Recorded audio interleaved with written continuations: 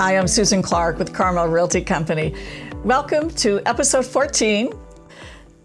Meet our local business owners and experts. Today, I'm excited to talk with Jeff Malloway, and he is the owner of Central Coast Fly Fishing.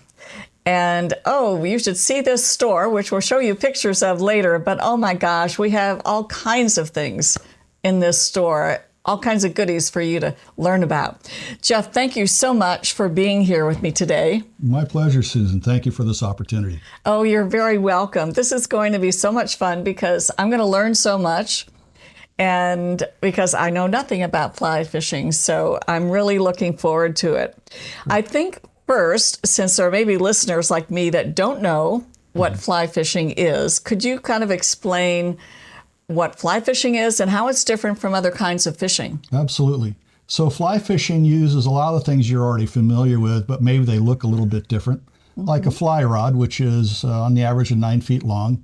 And it's really a lever which performs work, and that work is casting. And we're casting a specialized fly line that is coated with a PVC mixture that allows the fly line to float or to sink, and it gives that is the weight of our system, so that when we tie a fly onto the end of a monofilament leader, we're able to cast that fly any distance we want, and versus using a piece of lead weight or a metallic lure.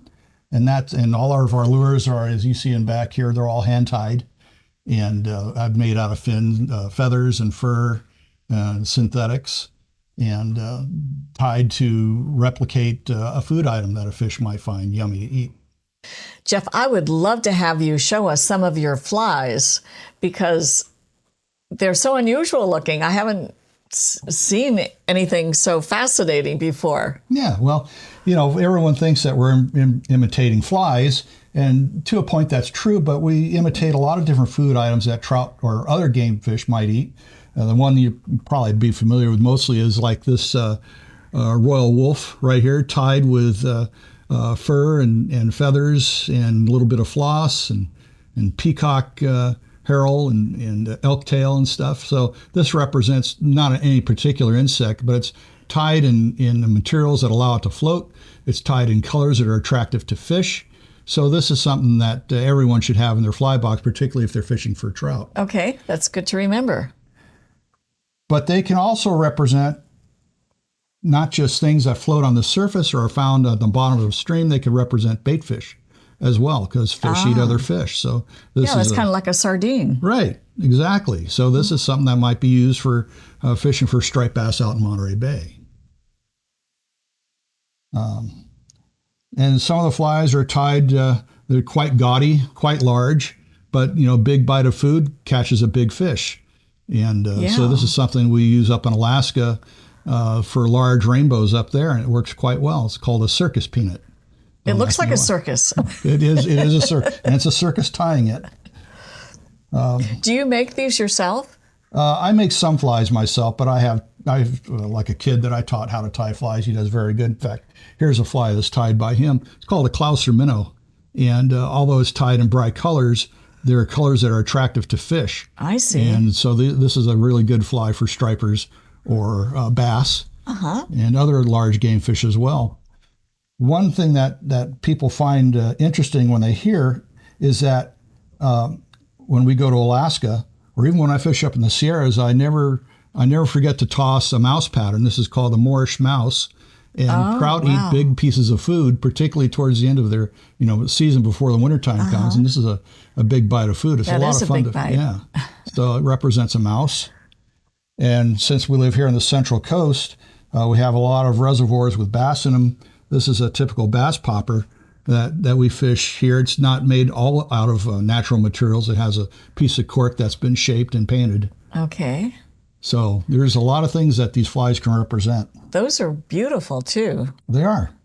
So if you are working with a customer that's totally inexperienced, like say I walked into the shop and I wanted to learn how to fly fish. Yes.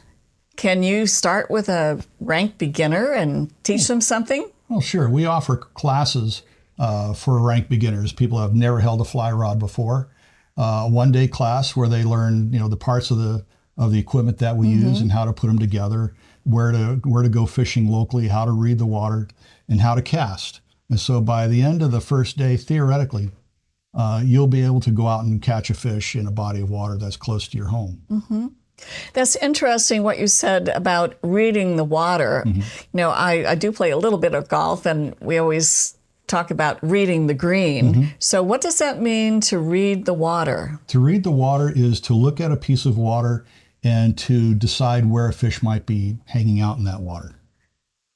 By ripples or? Yeah, by the contours of the stream as indicated by the water moving over it, over the bottom. Okay. And looking for insect activity or some sort of food source that's getting the fish to eat. So we're looking for also signs of fish feeding. And then we determine what they're feeding on and then how we should present our fly, our artificial lure, to the fish so that they'll think it's real and take it. And what about experienced fly fishermen or fly fisher woman? Fly fishers. Fly fishers, okay. Do they have a lot to learn from you also?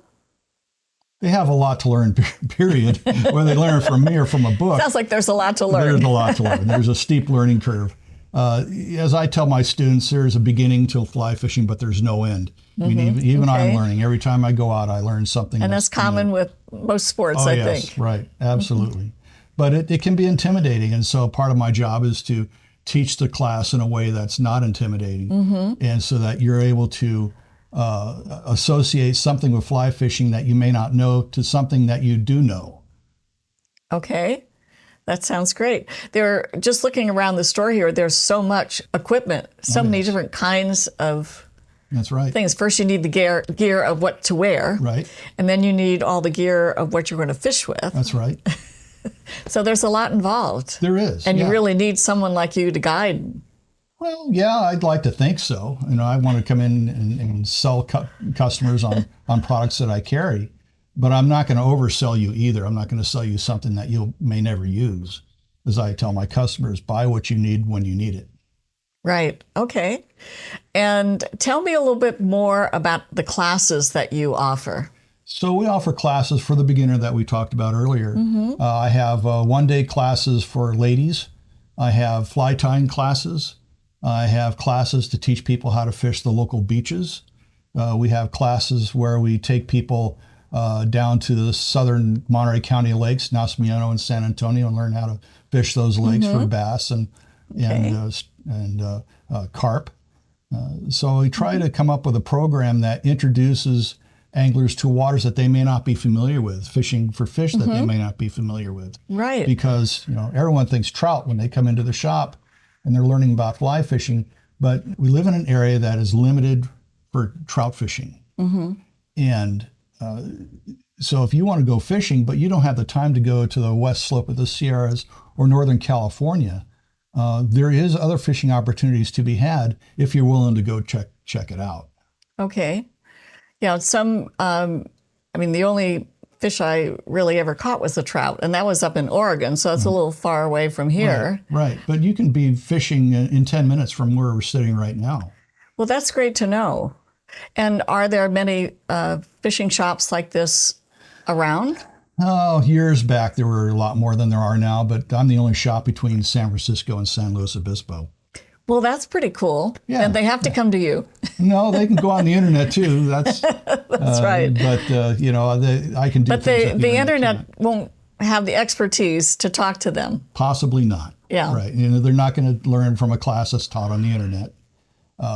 And I'll give people my honest opinion of gear that they should have or should not have, and how to use it. You know, every you buy a fly rod at Central Coast Fly Fishing, you get an hour casting lesson for free. Oh, that's great. Yeah.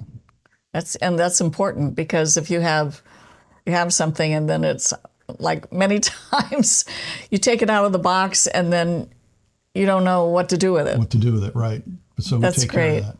Tell me more about your trips. That sounds very intriguing. Right. So we focus on trips out of the state or out of the country, certainly out of Monterey County. And for example, we do a lot of Alaska trips. Last year we did Iceland. We've done the Bahamas. We've done Christmas Island. We've done Brazil. We've done Mexico. Wow, so you're going a long way. Oh yeah, yeah. And there's not a game fish, I don't think, in the world that can't be caught on a fly rod if we can get within range of that fish. And it's not only freshwater; it's saltwater. We go after bonefish and permit and tarpon. So whatever the opportunity presents is what we'll go after. And how long are these trips? I suppose they vary. It varies, usually about a week. And I take 5 additional anglers with me, and I work as a guide as well. So I'm not going there to go fishing for myself. I'm going to make sure that you catch fish and are having a good time. That's great. And has climate change changed anything in your business? Oh yes, yeah. It's fishing is trout don't do well at temperatures above 70 degrees, and with the drought that we've had, and droughts that we'll probably have in the future, they can die if the water is at 70 degrees or higher for very long.